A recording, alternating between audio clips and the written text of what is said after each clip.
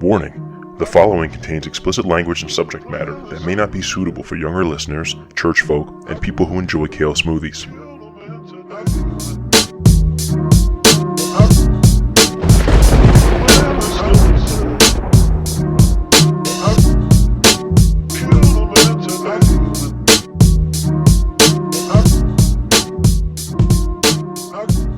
Ladies and gentlemen, welcome back to APodAmongstMen. I'm your host, Steve B. This is Coffee Break Conversations for the 21st Century. This episode, I'm going to be joined by my good buddy, Drew K. You've seen him or you've heard him before on the show. This is his first time in the new studio, but this is probably my oldest friend, closest friend, and it's nice to finally have him one-on-one in here. Just talk. You know, we're kind of just shooting the shit, talking about all kinds of different things, talking about, you know, him owning his own business, us having to train people underneath us, and, you know, figuring out that we actually know something and not that we're just imposters like we maybe feel like. You know, we were all over the place, but it was a good conversation, and I hope you guys enjoy it. This is two old friends really just shooting the shit, and you see, this is the kind of stuff that we actually talked about, you know, before the podcast was a thing. You know, late nights at Dunkin' Donuts on Route 22 in Somerville, we would sit there all night and just talk about shit like this. This is essentially what we did all those years before we were old enough to go to a bar and drink. So I hope you guys enjoy it. Yeah, this is my conversation with Drew K. Okay, we'll get through this. You got it. Do you like my my new addition? I noticed that. I was like, I'm surprised I didn't notice that before. Well, that was only I got that for Valentine's Day. Gotcha. Cool. This is like my prized possession right now. That's glorious. I love it. That was one of my favorite comic covers in the 90s. Yeah. Because it was a whole thing that folded out. Yeah, well, it was four different four covers. separate ones? Yeah. That was Jim Lee. Mm-hmm.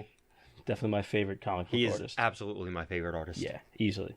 And plus, it has my two favorite X-Men on it, Colossus and Iceman, which, incidentally, I realized this week, that both of them ended up being gay at some point. In Ultimate, Colossus was, and now, currently, Iceman is, yeah. I don't know what that says about me, if anything, but... You're open-minded, I guess? Listen, whatever. It is what it is. Don't read too much into it. I'm attracted to the gays. Yeah. Just handsome men, you know? Very shiny, glistening. Mm-hmm. So, anyway, we're in. Oh, we started. It's been going. Gotcha. Do you see that? Even the wrist, it's been going. Oh, Jesus. So I took, like I said, I took Tyler and Betty to the Devil's Tree today. Uh-huh. Yeah, how'd that go? Betty thought it was cool, but Tyler was like freaked out because Betty was looking at the Wikipedia of it. Now, for anybody, you know, watching or listening, the Devil's Tree is this thing in Martinsville, New Jersey, where it's this big tree. It's kind of like right on the corner of this field. And I don't know how true this is, but back in the day, they used to hang people on this tree. So not exactly a nice place. Yeah. But they say it's like cursed. So if you go there, like you know, do something to the tree, if you touch the tree or, you know, you piss on the tree or something like that, it's supposed to like curse you too. Yeah. And then there was like the old urban legend when we were kids, if you go there at night, like the truck will come out and chase you. Yeah. Did you ever hear that one? Yeah, that actually makes sense because I would just be if I was an old farmer dude that people kept trespassing on my property, I'd probably be pissed off and go and chase them down. Yeah, I know people that swore that there was a truck that chased them, but I just assumed they were full of shit. It's quite possible. Yeah. But anyway, I also heard that the tree bleeds, which I imagine is just it has a reddish color sap. Yeah. And like if you go there on a warm day, like the sap just kind of comes out of. But the tree looks very much dead. I'm sure it is. Like there's no leaves on it at all. I can't remember it's got to be at least 20 years since I've seen it. There's a lot of other like smaller shrubs and stuff like growing around it now. So it doesn't like I almost thought like, oh, they cut it down, and I realized no, that's it. It just looks smaller because it's surrounded by other shit. Yeah. And I'm not used to seeing it in the daytime. Also, if it's dead, the top like broke out of it and everything, so it's like half the height that it used to be. No, I feel like it's the same height. It looked like they cut off branches or something. I mean, clearly you could see there was, you know, cuts made in the tree. Okay. But I don't know. It was just, you know, that was the thing that we did in high school to try to scare each other. Yeah. There was also the Talamini Road The goes. thing right by your dad's house. Literally, Yeah. like you can, like where the ghost is supposed to be, you can throw a rock at my dad's house. Yeah. Make Make sure just pay the cameras here, so kind of give it. Yeah. I'm not used to. I know it's your first one on camera now. This is my first one in the new studio. Yeah. But yeah, like you could like throw a rock, like from my dad's house to that spot, and what it turns out is that just if you went across that bridge fast enough, it was the sound of the wind like whistling under the bridge sounded like weird and creepy, but like they replaced the bridge and it doesn't exist anymore. It doesn't work. Did you try it? I didn't try it, but like You tried it. I didn't. I don't speed anymore. Well, it's a 25-mile-an-hour road, and you got to go over it at like 55, 60 to get that motherfucker, sound. I'm gonna get a ticket. I don't need that. Yeah, I don't need that in my life now. The story with that little stretch of road was that there was like a kid who got hit on this road, and his ghost was still there apparently. So if you were speeding, it, like the road kind of curved, not in like a very soft S shape. But if you speed around that little curve, you could hear the ghost saying "slow down." It was supposed to be like a slow down. Yeah. But yeah, really what it was either like I always thought it was something with the tires. Or maybe that. I don't know. I don't know what I it always was. thought it was the wind going under the bridge. Like it just. Yeah, you just hear this like a little low pitched ooh. And I'm like, that doesn't sit I didn't say slow down. Yeah, and it also doesn't just sound wanted like to a believe kid. it. It sounds like a mean old man. Yeah. Yeah. Sounded like my grandfather getting out of his chair. Yeah. So, how's work, man? Work has been non-existent. I'm a landscaper, and it's winter, and it hasn't snowed. I know that's fucking crazy, bro. Yeah. If you don't think like climate change is happening, just look outside. Yeah, like it's February 23rd, and it's 50-something degrees out today. And it's almost 60 today. It's been like that all winter. Yeah, like and this is supposed to be the coldest part of the year. Yeah. Like I remember February's being the worst. Late January, early February is always the coldest. We've had 0 snow and just like warm weather. That's insane. Like I'm here in shorts right now. Yeah, I'm like I almost need to turn the heat on in here tonight. Yeah. Please do though, because I'm very skinny and I'm not well insulated. I always hated you for that. I'm sorry.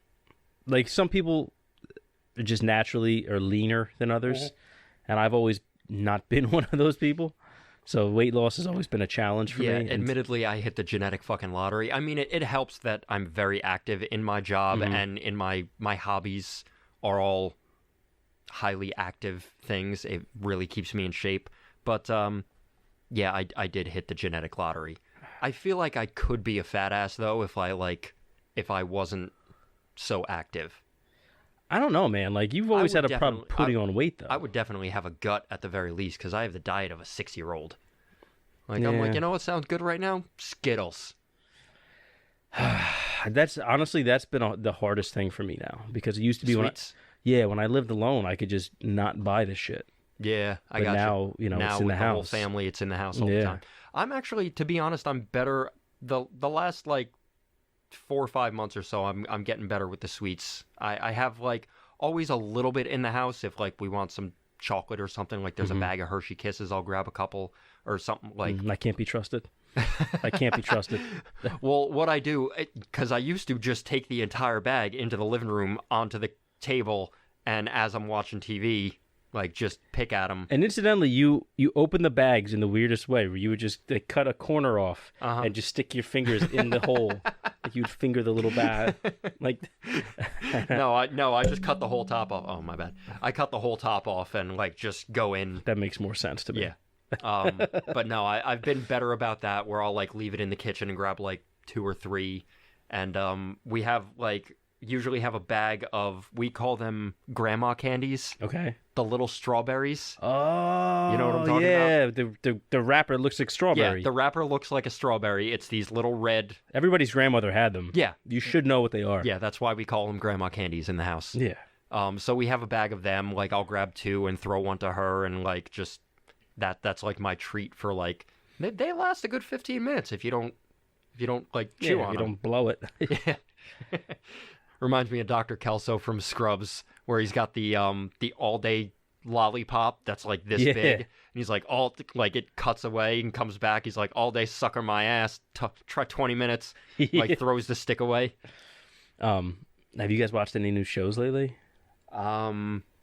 We just finished watching, because it just ended, The Good Place, which The one with Kristen Bell. Kristen Bell. I highly recommend that show. Betty watched it. I didn't get into it. I really like the first couple episodes are a little slow and everything, like kind of getting the concept of what's going on.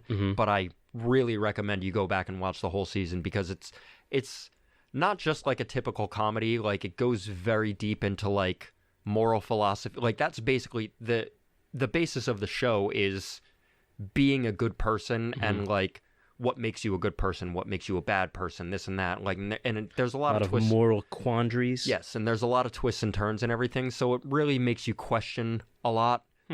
But also, the characters are just very funny, and it's all good actors and everything. So I would definitely recommend going back and watching it. What about you? I haven't watched really many shows. We watched that one, The Stranger, on Netflix. It was based off some book. The author, the guy, I forget what the hell this guy wrote, but either way, it was based off a book. And it just, I don't know, it was okay. It was interesting. Like, I wanted to keep watching it. And then at the end, when they finally explained everything, there was like 3 little story threads that basically went nowhere. Like, they answered it, but it was like, that was totally irrelevant to the plot. Like, I hate that. And then at the end, like, the plot itself, when they kind of finalize, like, they explain what happened, you're like, that's it? Like, this guy did it? Gotcha. I was very disappointed. I hate when they do like a long series of show, like 6-7 seasons or whatever, and they have some plot threads that like they weave in, and then nothing ever happens with it. And then like you like kind of remember it vaguely. It's like, oh, this was a big thing for like a couple episodes, and then like the show ends, and you're like, but what the fuck about this thing? Yeah. It's like, God damn it, I still need an answer to that. It wasn't even so much that where they didn't answer it. It was like they answered it. It was like, well, what was the point of any of that? Very underwhelming answer. Yeah, very, very. We watched this movie, Mother. Jennifer Lawrence? Yes. Never saw it. I heard it wasn't that great. So it was weird. But what happened is Betty's friend... Like Darren Aronofsky did it? Yes. Yeah. So Betty's friend, Mary, was here. And she was telling us that she saw the movie. Oh, I hated it. It was so stupid. And then she said one thing that kind of like, she was like, oh, it was supposed to be about this. And then I'm like, oh. And then we were like, oh, I want to watch it now anyway, just to see it. And we watched it. And just her saying that one thing, I look, like from the very beginning, I'm looking at it and saying, it's like having the key to a puzzle. And then the whole time you're getting the pieces, like, yeah, okay, I see that. It was extremely, very like biblical in the sense where all this stuff is happening, and when you take a step back and you're like, oh, that's Adam and Eve, that's Cain and Abel, that's the flood, and that's this guy's supposed to be God and all this stuff, and you're like, oh, I get it. I don't really like stuff like that, and it's mainly because I'm not that smart. I like things to be right out in the open. Honestly, it kind of hits you over the head with it. Like, if you know that little piece, then you're like, wow, this is almost like heavy-handed. Like, how do you not see it? Gotcha. Because if you look at it, like, at face value, none of it makes any sense. Okay. And then when you think, oh, okay, well, this is pretty straightforward now. And I'm just like, Betty was like, yeah, I don't get it. I'm like, no, that's supposed to be X, Y, Z. She's like, oh, all right. It's like...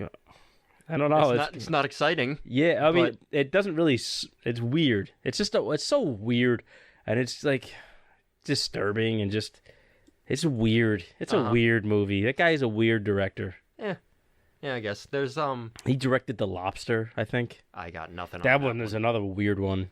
That's like in like a world where like people are required to like partner up and like mate, like have like get married and stuff. He's her lobster. But it's like.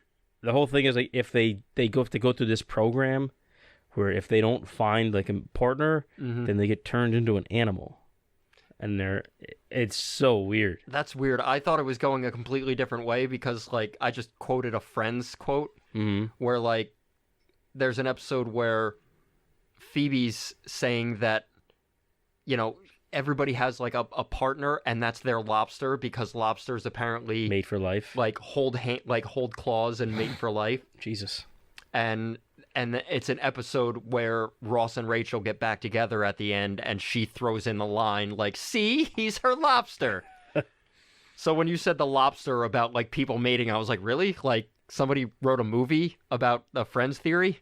Yeah, well, spoiler alert. The one guy, I think he doesn't make it at the end, and he gets turned into a lobster. Well, now I don't have to watch it. I don't. I mean, I wouldn't ruined highly it for me. recommend it anyway. Like, I watched it the whole time. I'm just kind of like, you know when you're just kind of like taken back, just what the fuck is going on? Uh-huh. Oh my God. My buddy Eric made me watch a movie, and I can't remember the name of it right now. I wish I could, but he was like, dude, he's into a little more like intellectual, like you really got to like look into what's going on and everything. Mm-hmm. And I wish I could remember the name, because I watched, it's, a 2-hour movie and everything, and like it ended, and I was like, what the fuck just happened? Tell me about it. So it's essentially these two brothers left they grew up in a cult when they were younger, and they left when they were teenagers, and then like lived life on their own for a little bit. But then they decided to go back to see their mother that was there. And when they go back into that area, like it turns out, spoiler alert, that the whole area is like pockets of time. Like there's all these little pockets of time where like things just constantly repeat. Okay.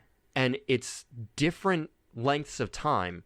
Like there's at the time when you're watching the movie, before you figure this all out, there's just weird shit going on. Like there's this one guy like in like a little tent that like they walk up on, and they like see him through a hole in the tent, and like something happens, and he like looks at them and then shoots across the tent and like fucking dies or something, and like there's a bright light, and then he's sitting back in the chair again, and then it happens again, and then it happens again. So like his pocket in that tent is like 6 seconds. Like this guy is living that same 6 seconds over and over and over. And then they go to another thing, and like that happens at a different length of time. There's like they meet these two guys that have been living the same 7 days for like 20 years or something like And that. what's like the plot? I don't fucking know. That's why I was mad at the end, because I was like, I don't know what the fuck just happened, and I just wasted a couple hours of my life on this shit. Just call him up. Why did you do this to me? I didn't call him because I was seeing him when we went rock climbing the next day, and I was like, what the fuck, dude? I'm a little angry about this. I was like, that was a waste of my time. I have no idea what the fuck happened. He's like, dude, that was such a good movie. I kind of felt like that after watching that show, The Witcher. Never saw it, but I heard everyone was saying it was really good. I just kind of felt like the whole time, I'm like, what the fuck is going on? Because it actually starts off in 3 completely different timelines, but you have no way of knowing that. Gotcha. I feel like that might be a thing that it's based off of a comic, so... Well, it's based off of the book, then the video games are based off the book, I believe, as well. Sorry, book, comic, it's all the same to me. Comics are books. Yeah. I knew it was based off of something else. I'm not familiar with the source material. Me neither. And I felt it. You're naming these people and places, and I just don't get any of it. Yeah, so I feel like if you're more familiar with the source material, then the way you are with Game of Thrones, like if you watch the series, you have so much more insight than everybody else because you read the books. Mm-hmm. So you know a lot more of what's going on. Whereas I watched just the first episode. I'm not a Game of Throneser. And I watched just the first episode, and it's a bunch of British people whispering, and I have no idea what the fuck's going on. Yeah. So I was like, I'm not going to watch this anymore. It was a good show for like the first 5-6 seasons. Well, that was the other thing, is after it ended, everybody was so mad about, like, I was like, all right, eventually I'll watch it, I'll get into it, it's a big deal. And then everyone was so mad about it, at how it ended, that I'm like, well, now I don't want to. Like, I know it ends poorly, so why waste all that time? I would just recommend reading the books. Fair enough. I thought the books were better. I mean, like I said, though, the show sticks pretty closely to the books for the first 3 seasons, which is essentially the first 3 books. And then by number 4, it starts veering quite a bit. Gotcha. But and then they like the last one season should have been broken up into 2 seasons or something. well, yeah, they shortened the last 2 seasons. Gotcha. So normally they're 10 episodes, and the second to last season was like 7, and then the last season was 6. Okay. Or something like that. But it's like they shortened it and like they really condensed it when there was so much stuff that they had left to explain, and it's like everything just felt lackluster. You know what I mean? Like just felt like forced and rushed. So much build up, and then just like rush through the ending. Yeah, like there was so much, like the character Jon Snow. Like there was so much, about like who his parents were or who his mother was really, and then like it kind of just all ended up being for nothing. Glossed over it. Well, it's like it happened, and then it just meant nothing really. We talked about this a couple minutes ago. Yeah. Like big build up to something, and then just like, wait, what the fuck just happened? But I have a hard time believing that the author, George R. R. Martin, would have done it that way in the books. Because, like I said, like it veered from the books. Like there was all kinds of shit. Like characters were dead in the books, but were alive in the show, and vice versa. And entire storylines and other characters were just completely cut out and skipped over. You would think he would have some sort of creative control over it. I don't know. You know what it is? It's just the books are so thick and so in depth. I feel like it's too much. Like that show would still be going on now, and it would be like halfway through if they did everything that's in the books. But there's always like a lot of stuff you can cut out and still get the main plot points and stuff. Yes. So you would think if he had some sort of creative control, he'd have been like, no, don't do that. That's not the story. Well, I think that's kind of what happened at one point because they got ahead of where he was. Like, there's only 5 books out, and there's supposed to be 7. Ah, gotcha. So I think after that point, they were kind of like, all right, well, we're going to do it this way. And he's like, all right, well, fuck it. You do your thing, and I'm going to write the books my own way. So they're probably not going to converge at any point. I didn't realize that he wasn't done with all the books yet. He's taking his sweet-ass time writing his books, man. Yeah. Every year, he keeps saying, oh, the next one's going to be out this year. It's next one's going to be out. He's been saying that since, like, 2016. It's insane. Yeah. So what have you been doing for work now? Since nothing. That's awesome. No, it's not. I mean, I'll be honest, I'm a little jealous because it's that grass is always greener sort of thing. But like we actually had, because everything's been so warm, we had like a late season where we were still able to. I was still finishing like leaf cleanups and stuff in January, which kept us somewhat busy. A little bit of income here and there, but we also rely on snow to get through the winter. Like I had, money saved up for, bills and everything like that, what needed to be stashed away. But eventually that starts to dwindle. Yeah. And you're used to a little bit extra coming in. Even though I'm, off of work, you're used to a little bit extra coming in throughout those couple months that you're off. And because we haven't had snow, I haven't had that. So I've been, just mostly doing stuff around my shop, like fixing up little things here and there that need to be taken care of. There's always something. When you own your own company, there's always something that needs to be done, whether it's a marketing thing or like that one? Yeah. Or like, some state paperwork or something that needs to be done. There's always something. So well, that's kind of nice too, because now all those little odds and ends that normally like you'd be rushing around at the last minute to do, you can get that taken care of and not have to. Which I spent years doing, of just sitting on my couch on days off, like it's not a work day. It's raining out, and like there's really nothing I can do. And then 2 days later, remembering that there was something I should have probably done on that day off. It's like, God damn it! I've got about 4 of those things sitting in my top drawer right now that I should have done already and I haven't. Yeah, like a check I should have sent out or something. Yeah, but you don't get rain days. Unfortunately, and we really should. Working on a deck. Yeah. Especially now we're like 12 stories up. And when it rains, normally the ironworkers say, all right, fuck this, we're not working in the rain. So then they stop. And if it's going to be raining all day, then they get their 2 hours show up time, they get paid for it, and they leave and they go home. And nobody works on the deck because, number one, it's unsafe. You got to be slipping all over the place. It's wet. Nobody wants to work and get soaked. Number two, lightning is an issue, especially when you're in, surrounded by steel. Yeah. And that high up. Yeah. So they normally don't work in the rain, but here, for some reason, they don't stop for anything. Yeah. They stop for nothing. I would also imagine, I mean, it's a little different for me, but at that height, wind would be an issue. Like a super windy day would be an issue as well. You'd be surprised. You'd be surprised. It's normally not that bad. Really? We're not really that high up either, where it's that much of an issue. Because I get, like, if I'm in a tree and I'm at 6, I mean, it is a little different because I'm in a tree. Yeah, the tree can sway in the wind. The tree moves. Yeah, the so it is a building little doesn't. different, but still, like, you're that high. The higher up you get, the stronger the winds can be. So I imagine, like, tools and materials and stuff can go flying. The only thing I guess really you'd have to worry about would be like the sheets of plywood that they use to build the deck. You get a lot of times They turn into a little bit of a sail. Oh, a little bit? Yeah. Dude, that actually happened to me today. I was helping our friend Colin move today, and I had his mattress strapped. You saw. I had his mattress strapped to the top of the bed of the pickup, and it's a memory foam mattress, so it's heavy, but it's got bend to it. It's not like a spring mattress. And I had it just strapped in the middle. And, like, I'm just driving down the highway, and, like, he was behind me, so I knew if anything came out of the bed of the truck, like, I had everything tied in properly. If anything came out of the bed of the truck, he would let me know. But I wasn't worried about the mattress because I knew that thing was strapped down tight.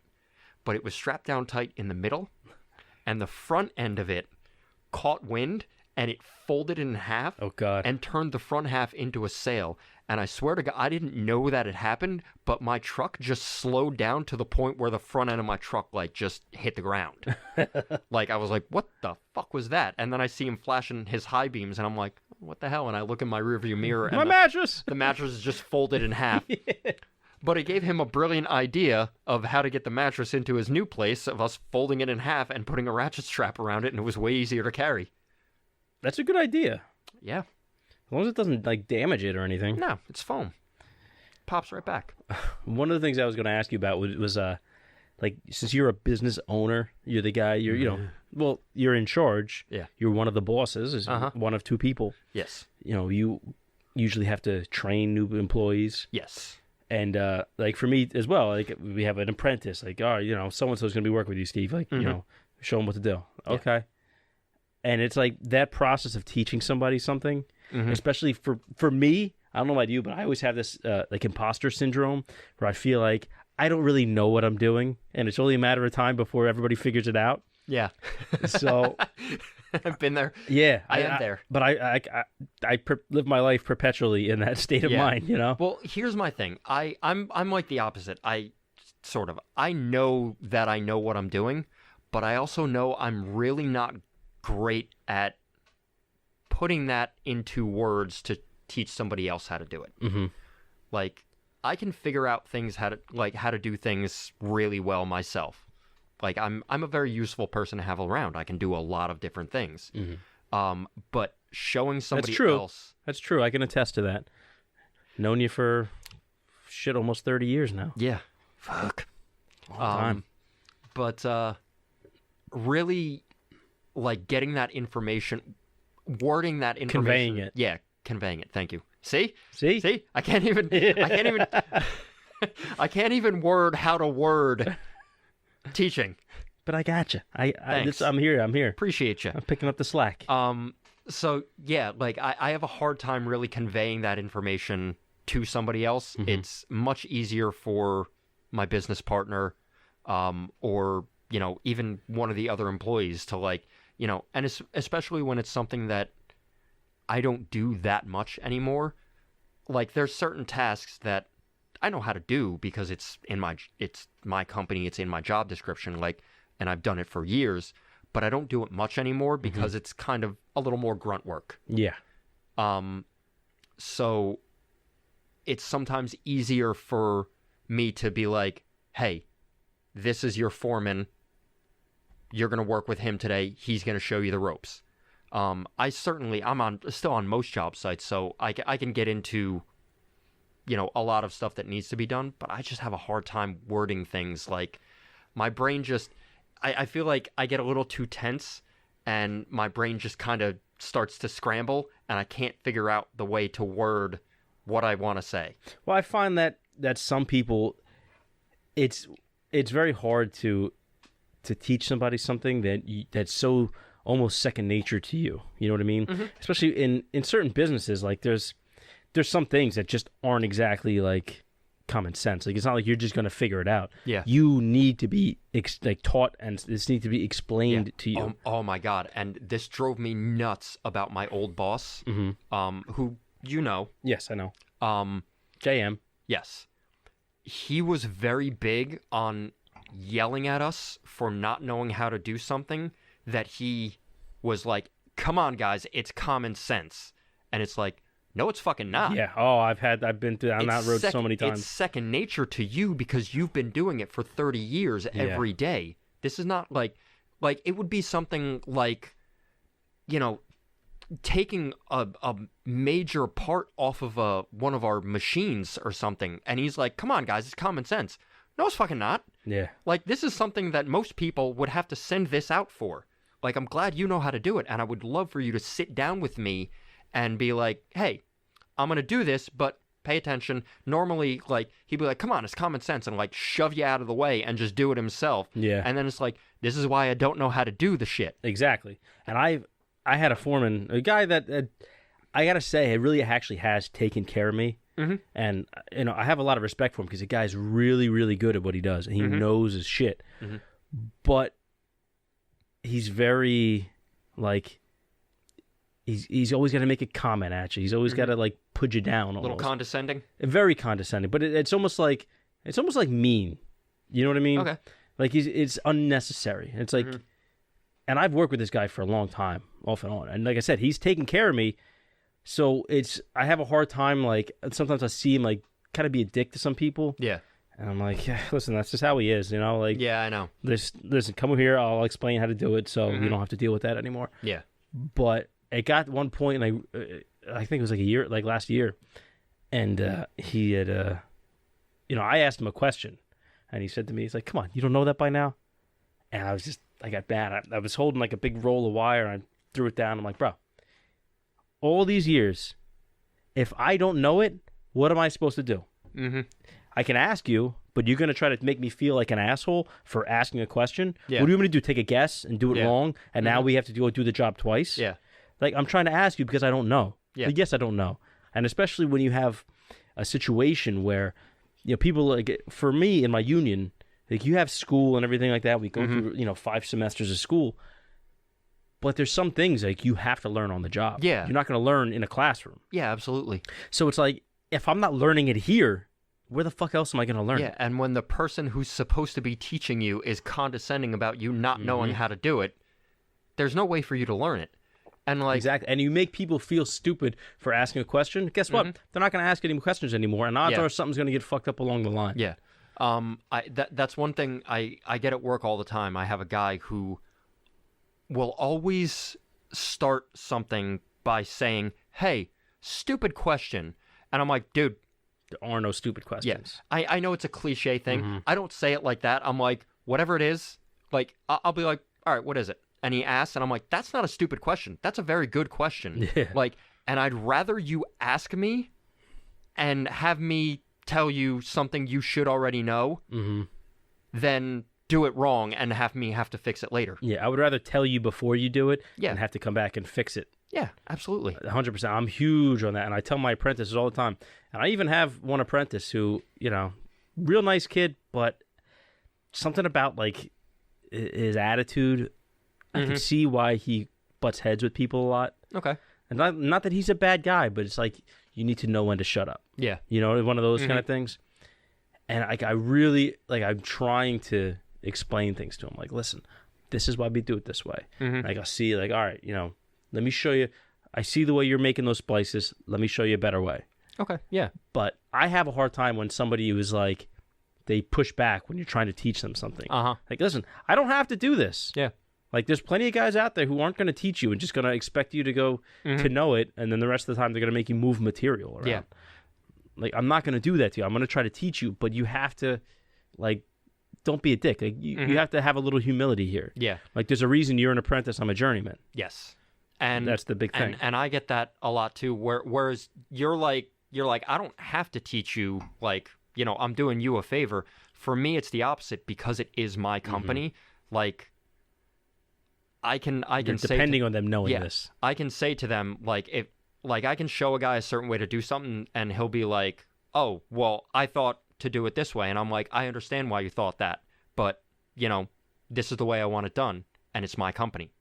Like, I hate to be that guy, but at a certain point, there's a reason that I want it done my way, and there's also a reason that it's my company and not his. Yeah, like, listen, I'm not doing this because I'm a dick and I'm on a power trip. Yeah, I'm like, I need it done this way for a reason. Yeah. And as my employee, like, I'm expecting you to just follow these instructions. Not because I'm better than you some way, but this is just the way it needs to go. So, like, I understand why you wanted to do it this way, and that makes sense.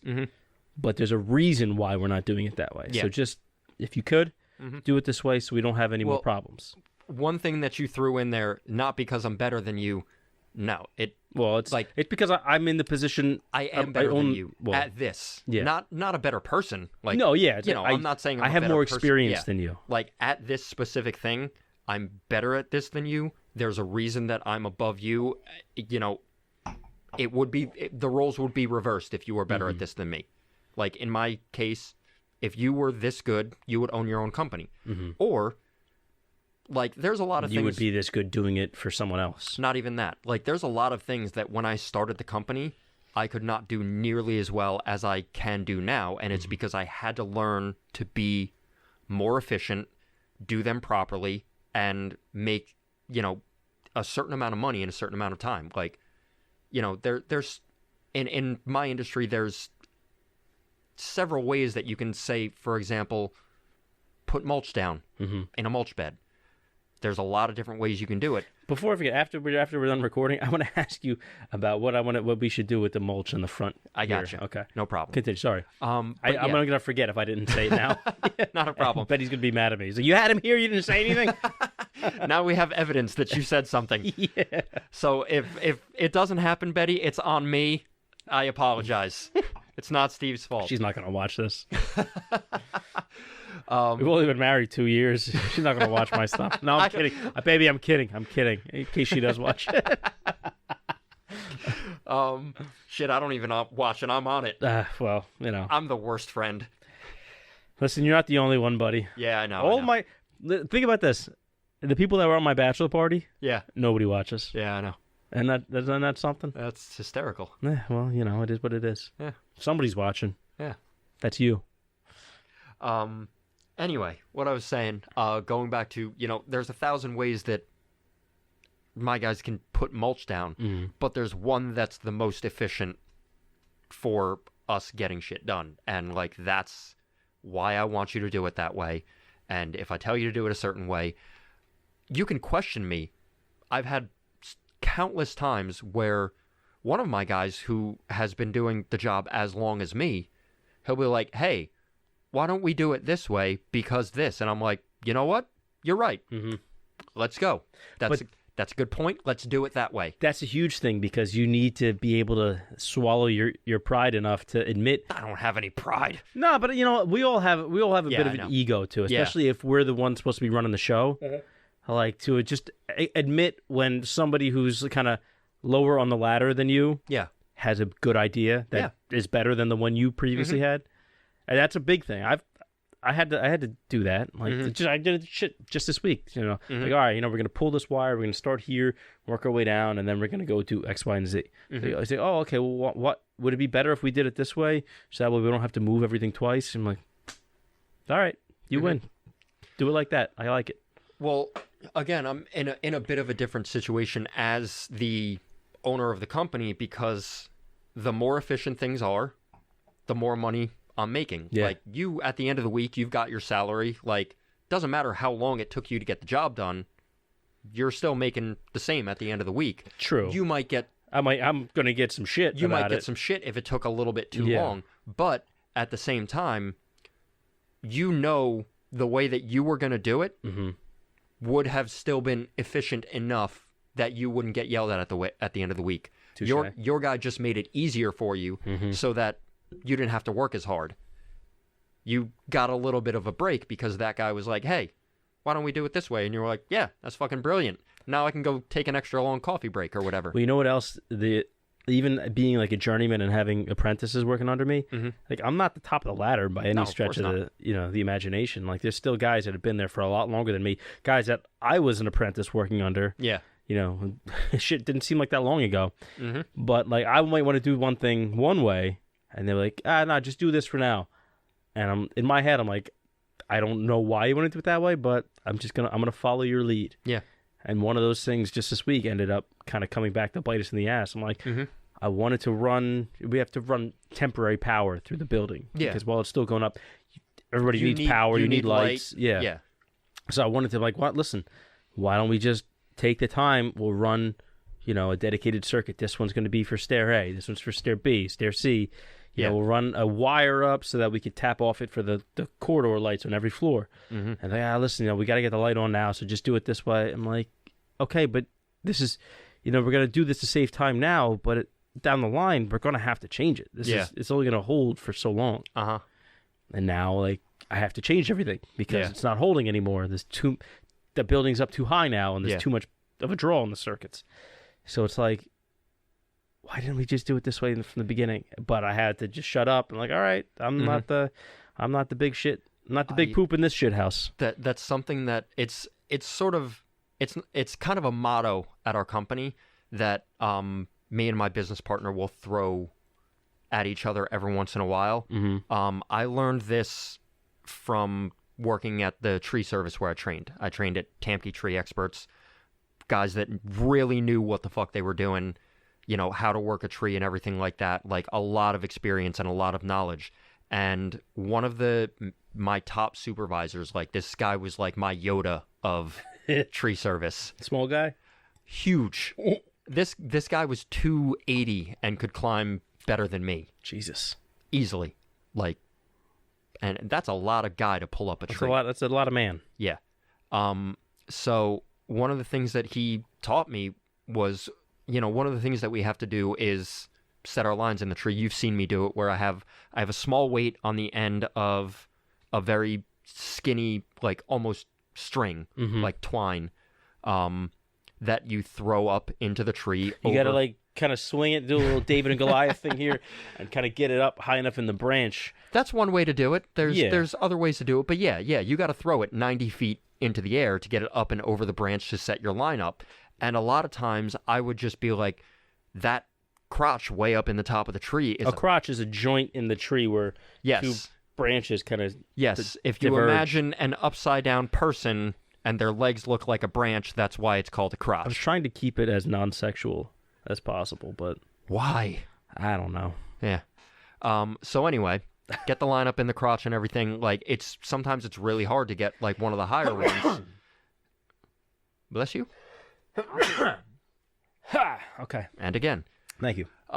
Sometimes it's really hard to get one of the higher ones, and so, like, you just settle for a lower one. And he was like, stop.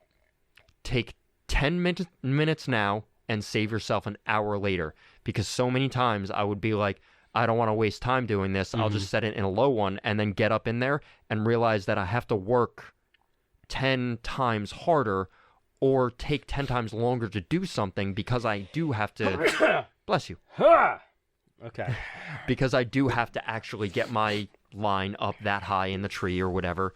And I would end up taking so much longer to take care of something because I didn't want to take that extra 10 minutes to set my line right the first time. Well, that's a huge thing. And we have a saying, we say, work smarter, not harder. Yeah. We say that at work too. And I learned it from you and adapted it to the company. Thank you. But that's huge. Like, why take the time to do the job twice? Or why kill yourself when you could just take 5 minutes in the beginning? Extra prep time. Yeah. Make sure everything's set up right. Definitely. Yeah. And just cruise down the road. But that's another saying we have. He's like, you're penny smart, dollar stupid. Like, you want to save a penny here, but it's going to cost you $1, 6 months from now. So I'm a very big believer in that. Yeah, absolutely. When you were talking about stupid questions before, sometimes there really is a stupid question. And not in the sense where it's like you shouldn't have asked that, but in a sense where it kind of illuminates how somebody's brain works. Yeah. Yeah. You know, I don't want to say how dumb someone is, but kind of. Yeah. Well, I would like to clarify that the person that constantly asked me doesn't work for me anymore, but he constantly asked me stupid questions, you know, quote unquote. His brain didn't work right. Just something. Your brain is broken. Your brain is broken. Just something was off up there. And honestly, like I want to say it's because, you know, never diagnosed or anything, but I want to say like he was on the spectrum for autism just a little bit, where like the social awareness and things like that aren't there as much. There's a guy I work with like that. But Well, like, I'm pretty sure this guy has Asperger's, though. Like, it's not just on the spectrum. Like, there's clear signs. Similar sort of thing where, like, the social awareness just is out the window. Like, for example, I could tell this guy, like, all right, see you later, 6 times within 5 minutes, and he just keeps talking, and it's like, Yeah. you understand, I have to go. Like, I have Are you saying Louis is on the spectrum? I'm going to make him listen to this. Yeah. But no. But then other things, like, he was brilliant at, like, mechanics and stuff like that. Like, he was like, he could take a whole truck apart and put it back together, no problem. But I want to know, what's the dumbest question you've got? I wouldn't remember it right now. I could tell you mine. Okay. And now, in all fairness, this wasn't a question asked to me. This was a question asked to a guy that I work with. So we were working in Fort Lee at the time. So we had this one kid. Oh, of course. Thank you. Don't burn it. No, on the candle. Gotcha. Anyway, so, you know, we're working. It's a 50-story high-rise. We're up there working. This guy, he's totally green. This is his first job. Okay. So he's fresh out of the hall. He just got into the local. And he's talking to this guy, Frank, and he says, you know, so, like, what different trades do they have on these jobs? Like, I mean, I see a lot of people, but, like, how many are here? So Frankie says, you know, there's us, there's electricians, there's the plumbers, there's the tin knockers that do all the HVAC. Obviously, you have the iron workers, the carpenters, you have the glazers. He's like, wait, carpenters are here? And he's like, yeah. He's like, why are they here already? He said, what do you mean? He's like, well, why are they here this early? Like, it seems like what are they doing? He's like, well, who do you think is building all the walls? Like, who do you think is building the structure of the building? He's like, I thought they just put the carpets down.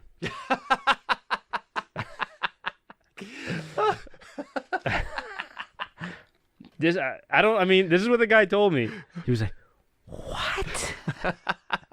Oh, that's like a punch. There's a legitimate punchline to that. Oh, yeah. Oh, that was good. That was like a real story that he told me. I did not see that coming. Oh, man. I laughed pretty hard at that. I love, like, good work stories. There's just so much stuff that happens at work that it's just like, especially when you're in, like, a blue-collar job where guys are a little more rough around the edges, you know? Yeah. Like, I told you your tits leak story, right? I'm sure you did. It sounds vaguely familiar, but let's go for the listeners. For the listeners and the viewers. Hey, we were working in Hoboken, and I was like a second-year apprentice at the time. So this one guy, I'm not going to say his name, but we'll call him B. Okay, and he had an apprentice work with him, this other guy T, we'll say. Okay. So they used to go to this Chinese restaurant on Washington Street in Hoboken every day for lunch. So we were working on the riverside, on the east side, on like Hudson Street. Okay. So they were walking back from Washington across Hudson onto the job site, and it was a red light, so they had the right of way to walk. And some ladies, like, flying down the road, and they were like in the lane now, walking across the street, and she had just, like, slammed on the brakes, and they were like, you know, shocked. They're like, "What the fuck?" Yeah. So this lady's laying on the horn. She's like, "Move!" He's like, "What the? What's a red light? Like, what do you want? Like, what are you doing?" So this is what she says. Now, this is not my words. This is this lady's words. She goes, "Get out of the streets, you fucking faggots!"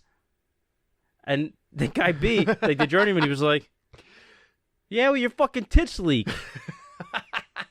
So the apprentice was with him. It's like, "Your tits leak."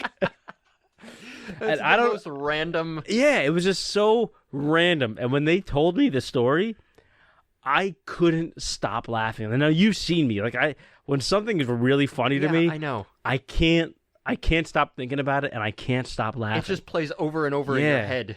And it's just like, your tits leak. Like, what the fuck is... I had never heard that. You said, I remember you telling me this story now, and I'm sure you said it for a while afterwards, like as an insult. They told me right after lunch, and I didn't stop laughing. And like we all through from lunch to the end of the day, or the 6-block walk to the parking deck, like, and half the ride home, I couldn't stop laughing. Now, remember we went to see Smoking Aces? I was just gonna say Jason Bateman's scene in Smoking Aces. There was a scene that I was crying laughing, and I was minutes. Yeah, I was ruining the movie for the people around me because I couldn't stop. Like well after the scene had happened. But this was so much worse. Yeah. This is and so I watched much worse. that again recently, and I was laughing at how hard, like, watching it in my living room, I was laughing at how hard you were laughing in the theater 12 years ago. Yeah. Jesus, has it been that long? It's been almost that long. I don't remember the exact year that movie came out. But that sounds kind of close. I would say maybe 10 years ago, something like... It's around there, 10, 11. Yeah. Something like that. Jesus Christ, isn't it amazing how the time flies? Yeah.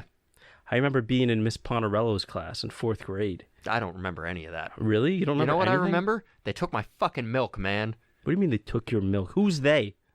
They. So hang on. The man. The man. For anybody listening, Drew and I have been close friends since the 4th grade. Yes, we met in the 3rd grade. We hated each other. Because we didn't really know one another. No, because we had the same best friends, and apparently when you're 8, that's not a thing you can do. You don't share friends. Yeah, you don't share friends. We were friends with the same kid. My best friend, you son of a bitch. Yeah. So then, lo and behold, 4th grade, him and I are in the same class, and this kid is not. Yeah. So we became best friends. Yeah. Now we don't talk to him anymore. Yeah. Isn't that weird? I run into him every once in a while, and it's like, hey, how you doing? Good to see you. That's I don't about it. see anybody, bro. I don't do much, though. Yeah, I know. Yeah, you don't get out much. Most of what I do is right here. Yeah, you don't really leave this table. No, I mean, I go inside and edit from my bed. You know, I just got Adobe After Effects, so I'm making like animations and stuff. Like I'm learning how to use it, but kind of just like playing with it until I figure it out. Cool. Just how I learn stuff.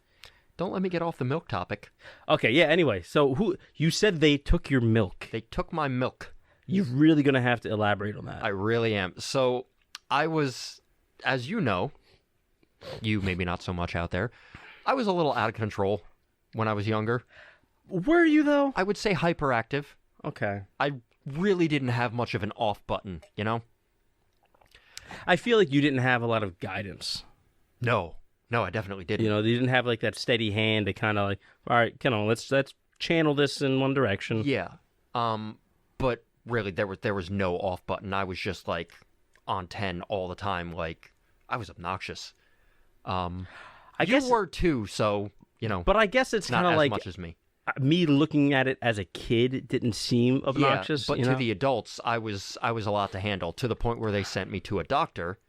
And looking back on it, this was way before this was a big thing, but I most likely have ADHD.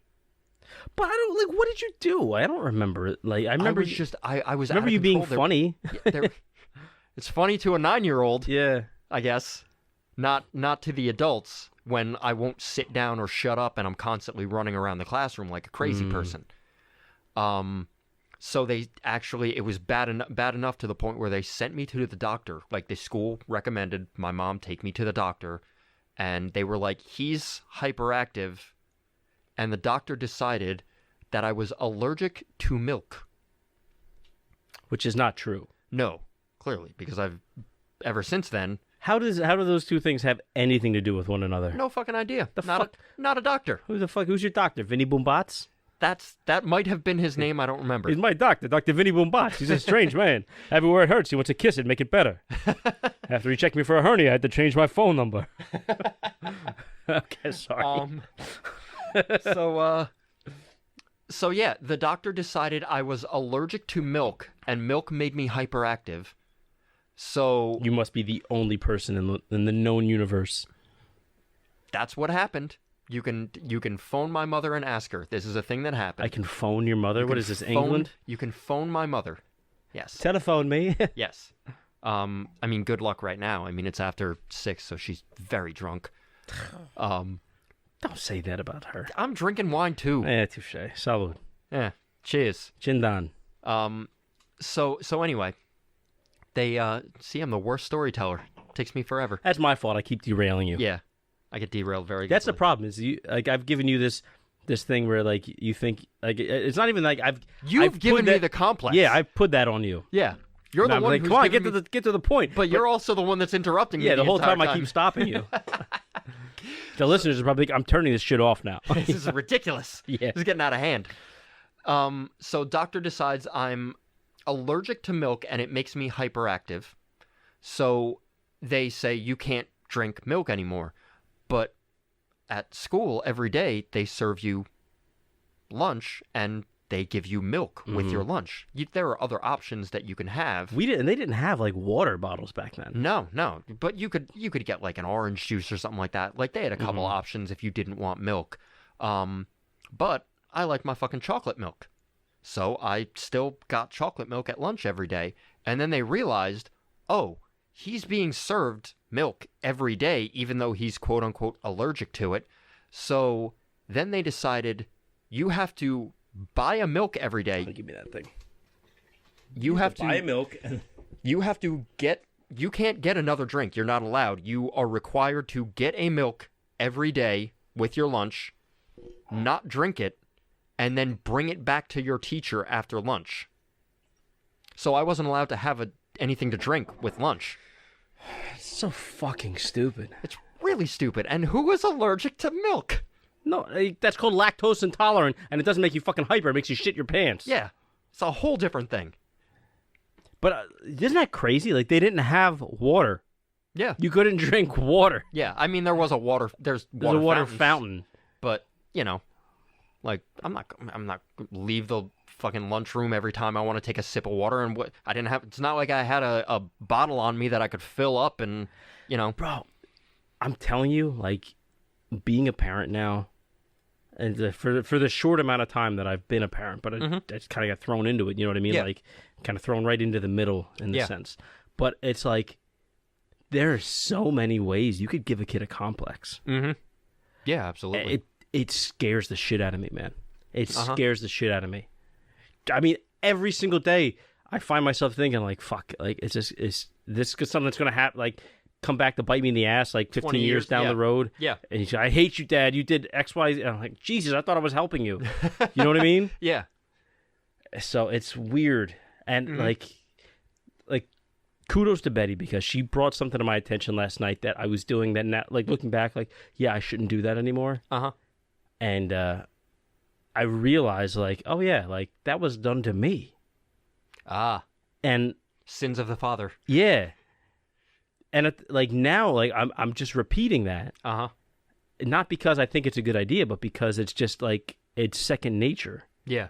And I'm like, fuck. Now I had another thing I have to be. Well, let me aware ask of. you: is it something that you hated when you were younger that was done to you? I don't know.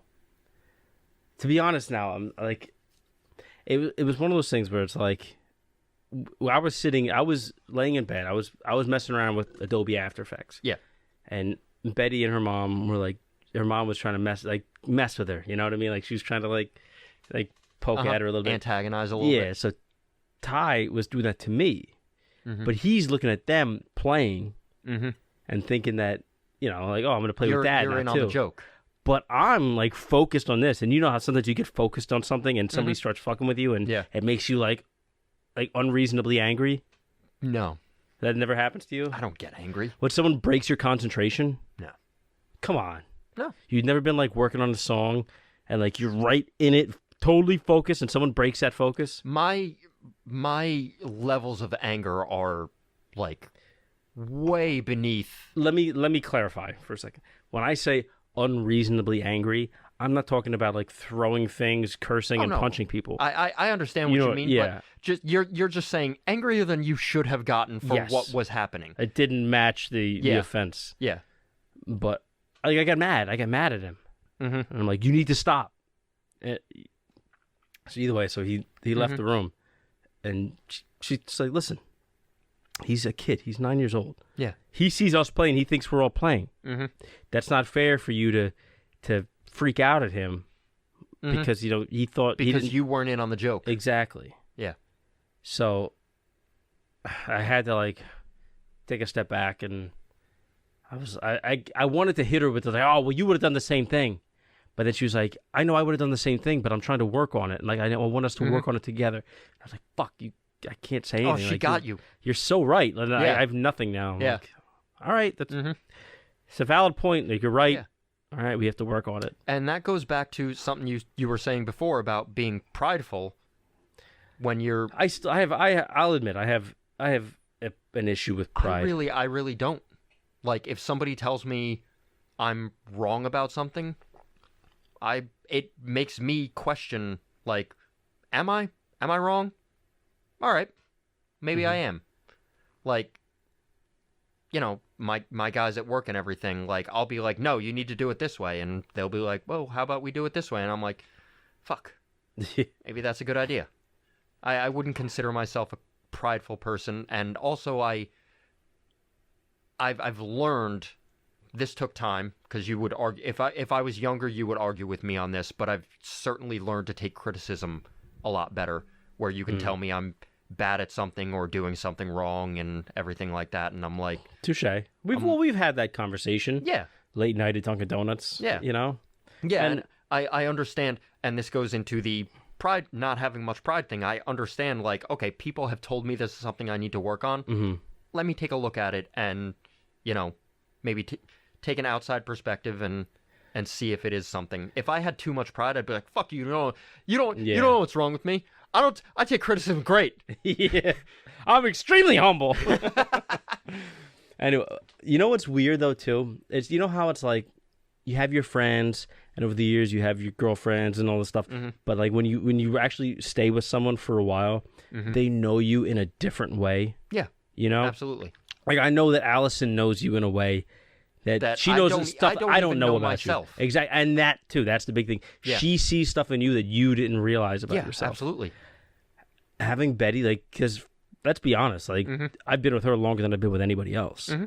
And, like, she's able to point out things, even things, like, about, like, other people in my life, like, other members of my family that I didn't realize. Mm-hmm. And I have to look back on and be like, fuck, you're right. Mm-hmm. And it almost, like, it's that one little piece of the puzzle that when she puts that in, all these other things make sense now. Yeah. And I love being able to talk to her about this stuff, but sometimes it freaks me out. Mm-hmm. You know what I mean? Like, how the fuck, like how did I not see this? Exactly. Like, you saw this, and I've known these people like my whole life, and I didn't realize that. Because when it's happening, these issues that we have, things that you and I are doing wrong, when it's happening, there's an emotional trigger. Yeah. So we don't see it as doing wrong. It's like, this is the emotion that I'm having right now, and this is my reaction to that emotion. But whoever is nearby us, they're not having that same emotion, so they're like, that's not a valid reaction to what's going on here. What helps too, having someone that loves you, like Allison loves you, like it's like a lot. But it's like it's really, I don't know why. It's admirable. Like I like seeing that, because it's like, I know that she looks at you and has genuine love for you. Mm-hmm. So her looking at you, reacting with other people and other things happening to you, she can see things that you might not, and vice versa with Betty and me. Mm-hmm. So it's like you get this whole other perspective on who you are, where it's like someone looking out for you. Yeah. You know what I mean? Yeah, it's weird. I don't like it.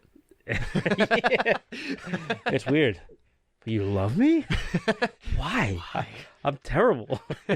I'm the worst. You ever have that, like, that's like that feeling, like, why do you love me so much? Like, because I know, like, sometimes I feel terrible about myself. I'm like, I'm a dick sometimes. Like, I do this, I do that. And it's like, you love me anyway. Yeah, like, that's a beautiful thing. See, I'm actually the opposite, and this certainly has come a long way even since the start of my relationship with her. Mm-hmm. But you have to remember, I was very insecure when we were younger. We all were. Yeah. You think you're the only one? Yeah, but me too. I was to a different extent. Like I was very much an outcast and, dressed weird and everything. Like, hang on, I think that's something you projected onto yourself. Like that's literally that what being insecure is. But hang on, like what I mean is that it's not that you actually were an outcast. Because you're one of those people where there's nobody who doesn't like you. Yeah, I know. Like I don't know anybody that knows you that doesn't like you. That was also another thing that is something that has always been very important to me, that everybody has to like me. I have to make everybody happy all the time. Like, but you do it in a way that's good, where you do it by just being a good person. Yeah. You don't do it by trying to please everybody and try to be a yes man, try to tell everybody what you think they want to hear. Yeah. You do it by just walking the walk. You know what I mean? Yeah. Like you do it by doing good things and through actions. Yeah. You need me to help move? I'll be there. But that's true. Yeah. That's true. Yeah. I've helped all of you move. Everybody move. Yeah, but there's a reason why people fuckers are helping build a moat around my house when I buy one. But what I'm saying is that there's a reason why people look at you and genuinely like you. It's not that they just like having you around because you're fun to go drink with. You know what I mean? Yeah. Like they genuinely like you as a person. Yeah. Because you do genuine things and you live up to what you say. It's not just talk. But part of that stems from being, when I was younger, having an insecurity of, I need everybody to like me, so I need to constantly be there for everybody, and like, whatever you need, I got it, even if it's detrimental to my health and well-being. Like, I got it, I'll be there, whatever. And like, that constant insecurity was like just always like weighing down on me. But now, like, and being in a long-term relationship has certainly helped this and everything. I'm a very confident person. I'm a catch, goddammit. Like I've come to terms with the fact that I'm not a bad-looking guy. I dress well. I've got my shit together. I'm fun to be around. I'm not comfortable in your own skin. Yes, I'm not a complete fucking moron. Like I've come a long way, and that took a lot. And honestly, like going back to like the training thing of just having other sort of different mentors, even just work related and stuff like that, and even just like friends, who you can see in a certain light as a mentor. They play it up on TV as like, you look at like Scrubs, for example, like JD's mentor was Dr. Cox. He had one mentor, but it's not always like that. It's like, this is a person that I look up to in this aspect of my life. This is a person I look up to in this aspect. Being able to take pieces from the people that you admire. And just because you admire them doesn't mean that they're like somewhere above you. It could be peers. You know what I mean? Yeah. Like friends. I have friends where I admire things about them. That's what I was saying with friends and everything. So that has helped me come a long way. And I think that's helpful to anybody to not have so much pride that you can't look at the people around you and think that you can't learn from them.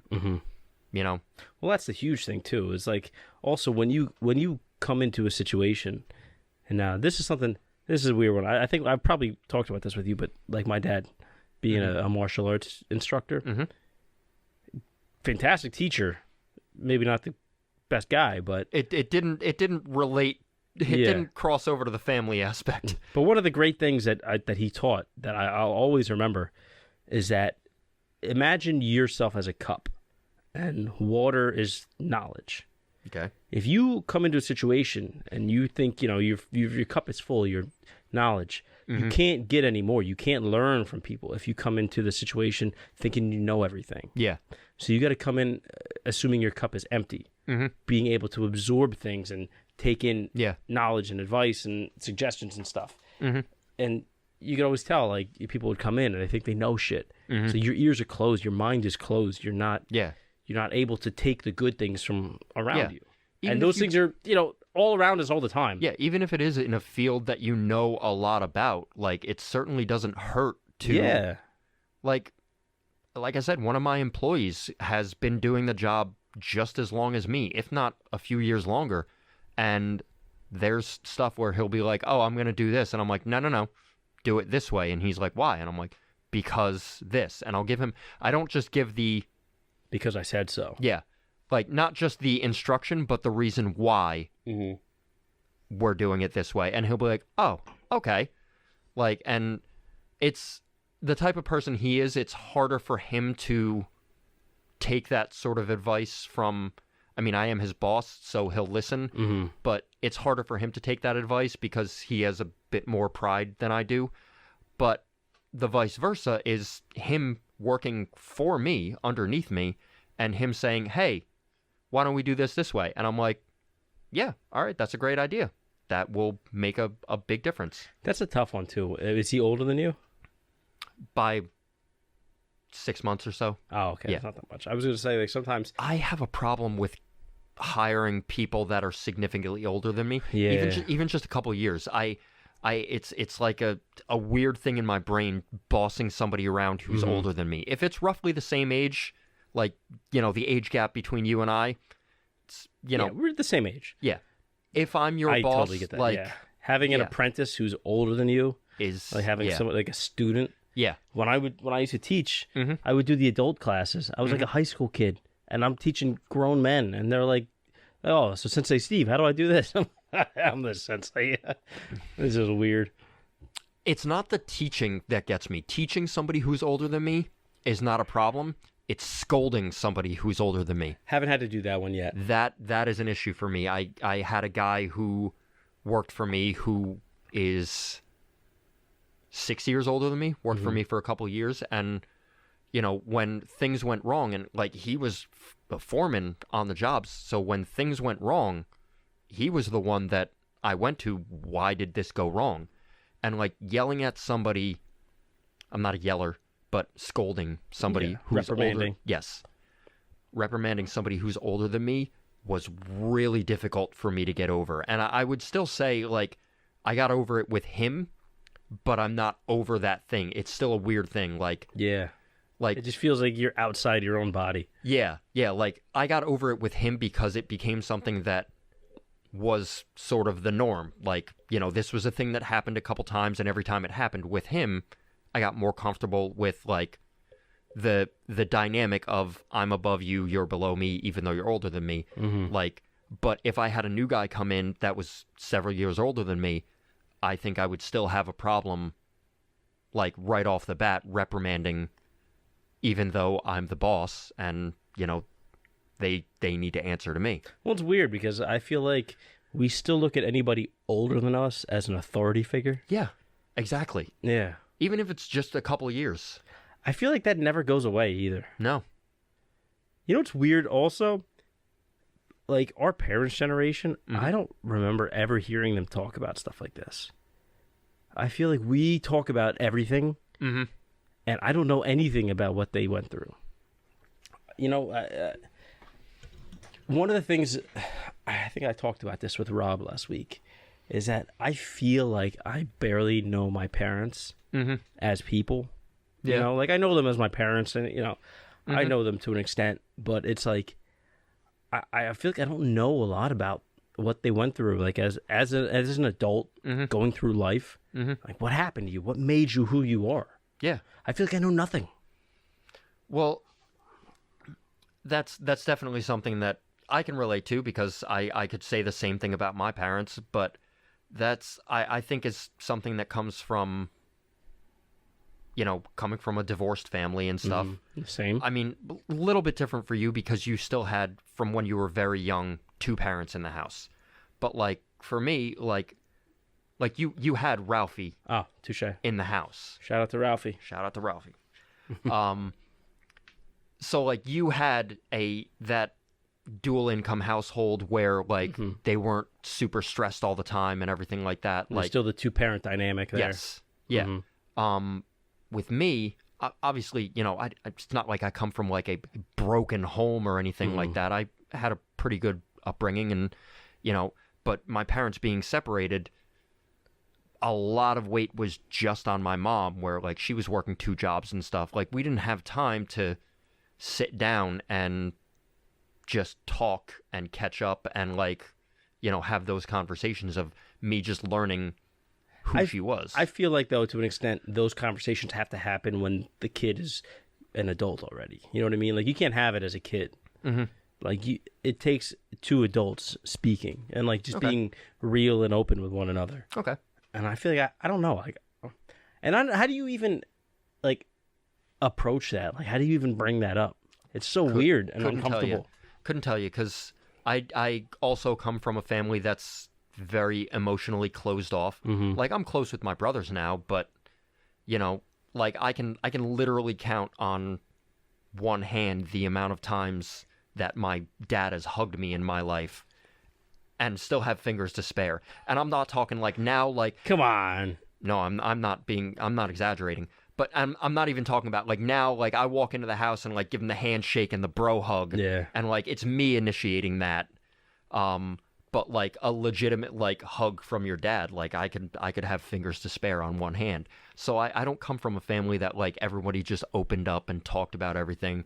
And that's definitely affected who I am. Like you I'm sure you know, and Allison can attest to this, like when something's wrong, I shut down. Like I know. I'm not going to sit down, talk about my feelings and everything.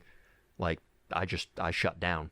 I'm learning that. I mean, I'm not all the way there yet. It's a problem I know I have. It's just something that's very hard to work on. It is, because I feel like I think this is a guy thing to an extent also. Yeah, there We're definitely so is that aspect. conditioned to avoid conflict. You know, especially like, I remember, who was I listening to? I think I was listening to like Joe Rogan talk about this or something.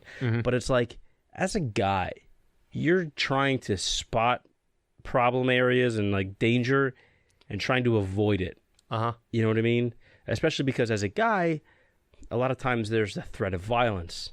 You know, you're trying to avoid getting into a fight. Yeah. And with women, it's not the same, because it's like with women, most women kind of assume that a guy's not going to hit them. So. And they should be right. Yeah. Well, that's the way it should be. I mean, it doesn't mean you should just go like talk all kinds of crazy shit to somebody, because it's still wrong. Yeah, I know. You know, not to say that, you know, you. What I'm saying is you shouldn't talk shit, and you guys keep your fucking hands to yourself. Yeah. But just to clarify, in any situation, male, female, anything, just don't talk shit. Yeah, don't be an asshole. Yeah. Pretty simple. Just overall, don't be a dick. Yeah, I don't know why that has to feel so complicated to say, but just don't be a dick. But anyway, what I'm saying is that I feel like in other aspects of our life, we're like conditioned for that. So that translates also into, you know, into relationships and stuff, where it's like we're trying to avoid conflict. We're not going to bring up if we're pissed off about something inside, because we don't want to have that argument. We don't want to have that fight. There's a part of us that feels like if we just ignore it and, you know, pretend we're not bothered by it, it'll just go away. But instead what happens is we just swallow it, and it just like slowly poisons us. Yeah, it just builds up tons of resentment and everything. And I'm more so than most a very non-confrontational person, where I'll just, you know, if I'm in a bad mood about something, I'll just swallow it and be like, you know what, it's not worth it. And I know for a fact that does build up, you know, resentment here and there about things. But just overall, I'd rather, like, I've never built up any sort of resentment to the point where anything's a legitimate problem. If it's going to be a legitimate problem, I feel like I will, you know, point it out. But it's weird. It's like this weird, creepy, insidious thing that our minds do to us, where it's, we tell ourselves like, no, this is not going to be a problem. But before you know it, you're acting differently, behaving differently, you're avoiding maybe that person, you know, and by the time you realize what's actually happening, it's almost too late. Yeah. And that's, you know, especially with romantic relationships, it's a huge killer, you know? Yeah. So, and that's something that me and Betty have really tried to be conscious of, is communicating. When something's bothering us, you have to say it. Oh yeah, I'm the worst. Yeah, even if you know it's going to cause a fight, you have to say it, because if you hold it in, it's only going to get worse. Yeah. See, my mentality has always been, I'd rather do something that I don't want to do that takes me 5 minutes than fight for a half an hour about it. No, I think you're right about that. I would agree with that. But it's not even doing something you don't want to do. Sometimes when it's like something that makes you feel a certain way, you know what I mean? Okay. Where it really maybe it hurts your feelings, and You don't want to just because they that really hurt my feelings. Yeah, I can't be that guy. Yeah, no, and I You'll get hurt that. my feelings. We have that sense where we want to be strong and be stable, but sometimes you have to admit, like, listen, like, I don't appreciate that. That felt pretty fucked up. Yeah. And sometimes it's going to make a fight. Sometimes the other person might be defensive, but you owe it to them to be open and communicate how you're feeling because, what if they might just do it again because they don't realize that it's bothering you. Yeah. So the only way the relationship is going to be able to work is if you communicate those things. And Yes. my whole thing is like, okay, all I ask is that if you have a problem with something I did, talk to me about it. Don't yell at me. Don't corner me. Yeah. Just talk to me about it. And it's like, if you come at me calm, I'm going to be calm in response.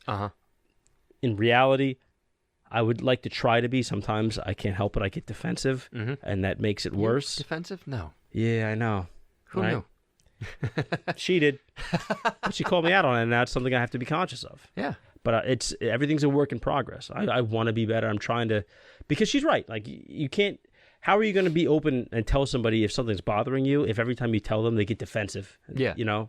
Like, how this is not It's going like to work. it's like we were talking about before. Like, I never used to take criticism well, which is kind of that's telling somebody that they don't take criticism well is the most fucked up thing that you can say to somebody. The way you like sat up a little bit, you just reminded me of Will Ferrell doing Harry Carey. Kind of a thing, when someone tells me you don't take criticism well. I don't know why. Maybe because I was just watching Hot Ones with him. You were, and they were referencing the Harry Carey thing a lot. He was telling a story how he's like, Harry Carey would just say the craziest things, and he would be like, this one pitcher is like, if he's tried on this one, then I'm a Chinaman. Like, did he just say Chinaman? I couldn't stop laughing. Really, you couldn't stop laughing? Yeah, I know. Who knew? Hey! Anyway. I forget what I was going to say. You don't take criticism well. That is one of the worst things you can say to a person who doesn't take criticism well. Even if somebody does take criticism well, because you can't argue it. Yeah. Because what you gonna argue and prove the point? Yeah, exactly. There's no argument for it. You have to be like, you can't be like, yes, I do. I take criticism just fine. Yeah. Go ahead, criticize me.